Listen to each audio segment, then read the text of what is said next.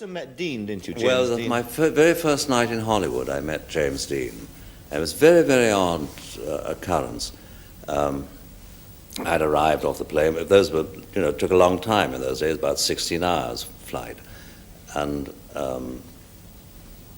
I'd been met by Grace Kelly and various people, but I found that I was alone for myself for the evening. And a woman I knew phoned up and said, let me take you out to dinner. And we went to various places, and she was wearing trousers, and they wouldn't let her in any of the smart Hollywood restaurants. Think of it, whatever it was, 1952, 54, something like that. However, we finally went to a little Italian dive, and that was full. And so one got turned away. I said, honestly, I don't mind just a hamburger anyway. I was hungry by then. And then I heard feet running down the street, and it was James Dean. And he said, I was in that restaurant, you couldn't get a table. And my name's James Dean. He said, will you come and join me?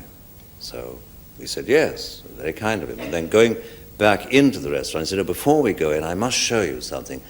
I've just got a new car. And there in the courtyard of this little restaurant was I don't know what the car was, some little silver, very smart thing, all done up in cellophane with a bunch of roses tied to its bonnet. And I said, how fast can you drive in this? He said, I can do 150 in it.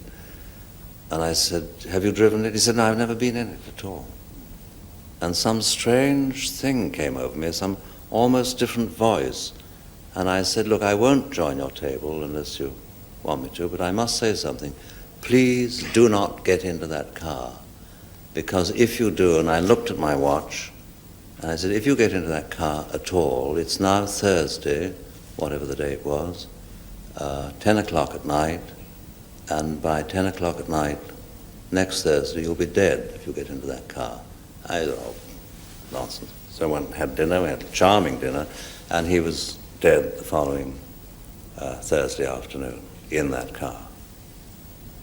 It was one of those odd things. Has it ever happened to you before? No, I'm glad to say. But it was one of a very, very odd, spooky experience. I liked him very much too. I'd love to have known him more. Yes.